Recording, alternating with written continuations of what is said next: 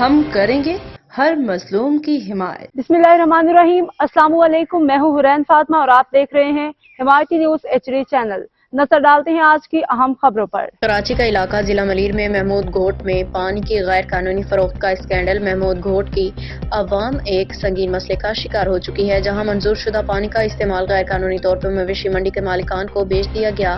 عوام کے مطابق پیپلز پارٹی کے نمائندہ نذیر بھٹو، آغا رفیع اللہ، جاوید اقبال کاکو پہ الزام ہے کہ انہوں نے مل کے تقریباً 5 لاکھ روپے فی کنیکشن کے عوض پانی کا غیر قانونی کاروبار کیا۔ مسئلے کی تفصیل: عوام کا کہنا ہے کہ پانی کا اصل مقصد محمود گھوٹ کے رہائشیوں کی ضروریات پوری کرنا تھا، لیکن 300 سے زائد باڑوں کو غیر قانونی کنیکشن دے کے عوام کو ان کے حق سے محروم کر دیا گیا۔ ان غیر قانونی کنیکشنز کے ذریعے حاصل ہونے والے پیسوں سے یہ لوگ کروڑوں روپے میں کھیل رہے ہیں، جبکہ لٹ بستی کے عوام پانی جیسی بنیادی سہولت سے محروم ہیں۔ ذمہ داران کے خلاف کارروائی کی اپیل: مقامی افراد اور سماجی تنظیموں نے مطالبہ کیا ہے کہ پیپلز پارٹی اپنی صفوں میں موجود ایسے عناصر پہ کڑی نظر رکھیں۔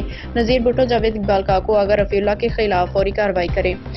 ڈاکٹر انور زیدی پہ سوالیہ نشان: رپورٹ میں ڈاکٹر انور زیدی کا نام بھی شامل ہے، جن پہ الزام ہے کہ انہوں نے اس معاملے میں خاموشی اختیار کر کے مجرمانہ غفلت کا مظاہرہ کیا۔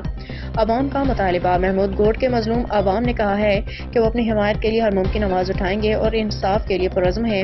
ان کا کہنا ہے کہ پیپلز پارٹی اپنی قیادت کو جواب دہ بنائے تاکہ عوام کا اعتماد بحال ہو۔ آپ کو بتاتے چلیں، جاوید اقبال کاکو نذیر بھٹو نے روڈ نمبر 9 پہ کمبیلا قائم کیا ہوا ہے، جس میں مردار جانوروں جو وہاں پہ خون گرم کر کے اور ڈالڈا بھی تیار کرنے میں مصروف ہیں۔ اپنے کمیلے کے لیے یہ غیر قانونی کنیکشن، ہر چیز، ہر وہ ممکن کام جائز اس سے نظر آتا ہے۔ یہ معاملہ عوام کے حقوق کے تحفظ کے ایک امتحان ہے اور دیکھنا یہ ہے کہ کیا انصاف کی فراہمی ممکن ہوگی یا نہیں۔ حاکم الدل کی رپورٹ۔ اب تک کے لیے اتنا ہی۔ مزید خبروں اور اپڈیٹ سے باخبر رہنے کے لیے دیکھتے رہیں حمایتی نیوز HD چینل۔